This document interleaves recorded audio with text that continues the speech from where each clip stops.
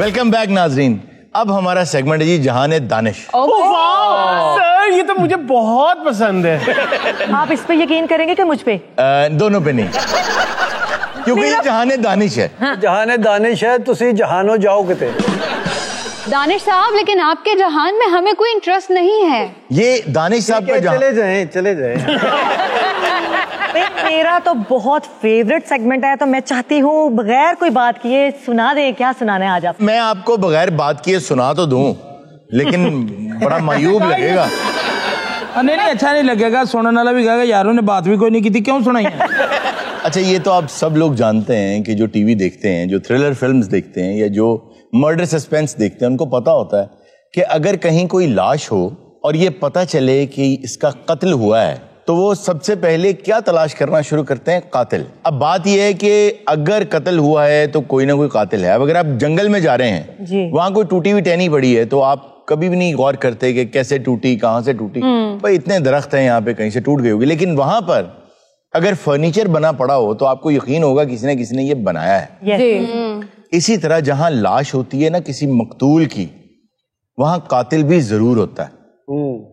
अब मैं आपको बताता हूं कि अगर आपके अंदर कुछ लाशें मौजूद हैं, अंदर आपके जहन में, आपकी सोच में, आपके ख्यालात में, आपकी जिंदगी में, आपके अंदाज में, आपकी गुफ्तगू में कुछ लाशें होती हैं जो आपको अंदाजा नहीं होता कि ये लाश है, लेकिन लाश होती है और वो मकतूल की होती है, लेकिन आपको कातिल का भी पता नहीं होता। मैं इसकी एक मिसाल देता हूं। जब आप बच्चे थे, जब आप छोटे थे, तो आप ये सोचते थे कि मैं एक दिन फलां काम करूंगा। जितनी ऑडियंस बैठी है या जो लोग हमें देख रहे हैं, बचपन में बहुत सी ख्वाहिशात होती हैं, जज्बे होते हैं।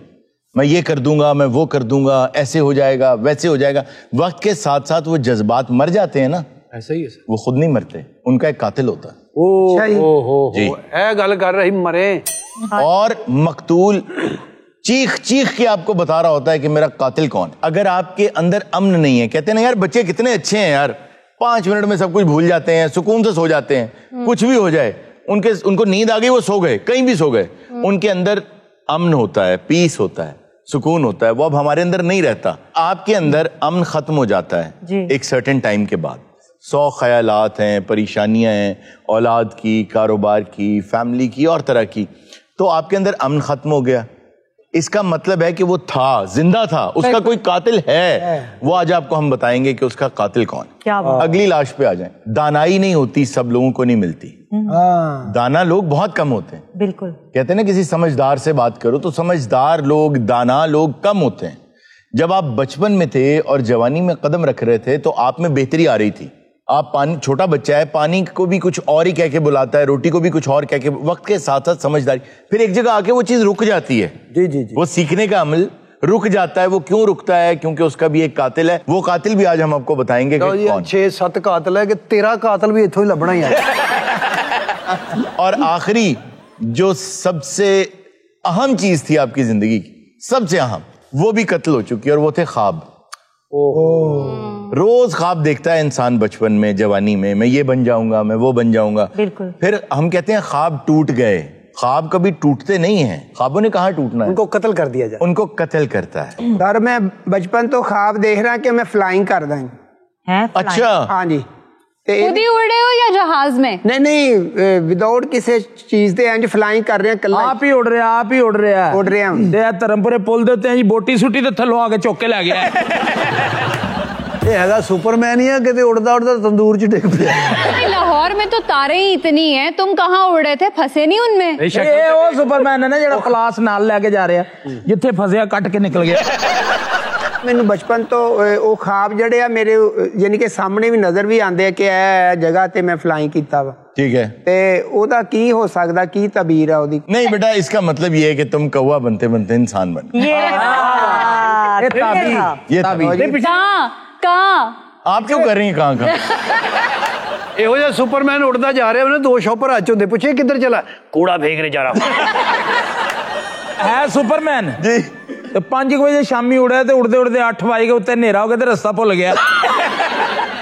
अगर आगा साहब सुपरमैन होते ना तो वो अपने वजन पहले हंस लो तुम्हारे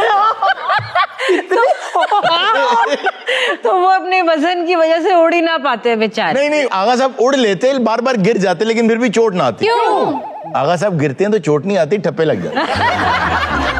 ہارون صاحب, آپ کی باتوں کا مقصد یہ ہے کہ اپنے جو اندر کا بچہ ہے اس کو ہمیشہ بچہ زندہ رکھنا چاہیے. ممکن نہیں ہوتا ہر انسان کے لیے کہ وہ اپنے اندر کے بچے کو زندہ رکھے. میرے ایک بہت ہی آپ کہہ لیجیے دوستوں سے بڑھ کے میرے ایک عزیز ہیں جو کہ توفیق بٹ صاحب, جن کو سب لوگ ہی جانتے ہیں, تو وہ میرے بڑے بھائیوں کی طرح ہیں. وہ ایک جملہ بہت ہی خوبصورت کہتے ہیں, بہت ہی خوبصورت جملہ. وہ کہتے ہیں کہ میں بہت مرتبہ یہ دعا کرتا ہوں کہ اللہ کاش تو ہمیں بوڑھا پیدا کرتا اور بچہ بنا کے مارتا, کہ وہ زندگی اتنی اچھی تھی. تو ہر انسان کے لیے ممکن نہیں ہوتا کہ وہ اپنے بچے کو زندہ رکھے. میں صرف ایک بات یہ کہنا چاہتا ہوں کہ آپ لوگوں کو آج یہ بات تسلیم کرنا ہوگی کہ 4 قاتل آپ کے اندر ہیں. قاتل میں بتا دوں گا, آپ کو لگے گا کہ قاتل ہمارے اندر یہ نہیں ہے. مثال کے طور پہ آپ کے امن کا جو قاتل ہے وہ حسد ہے. اب آپ لوگ کہیں گے کہ ہمارے اندر حسد نہیں ہے. آپ جس سے بات کریں گے وہ کہے گا میرے اندر حسد نہیں ہے. تو حسد کس کے اندر ہے پھر؟ حسد کرتا کون ہے؟ دیواریں حسد کرتی ہیں. ہمارے اندر یہ سب چیزیں پل رہی ہوتی ہیں, بڑی ہو جاتی ہیں, ہمارے اندر ہوتی ہیں, ہماری اپنی سوچ ہوتی ہے. اس لیے ہم آؤٹ آف باڈی ایکسپیرینس کر کے ان کو دیکھ نہیں سکتے کہ ہمارے اندر موجود ہے. اگر آپ کے پاس امن نہیں ہے, خوشی کی بات نہیں کر رہا, امن نہیں ہے دماغ میں, دل میں سکون نہیں ہے, تو اس کا مطلب ہے کہ آپ خود کو کمپیئر کر رہے ہیں کسی اور کے ساتھ.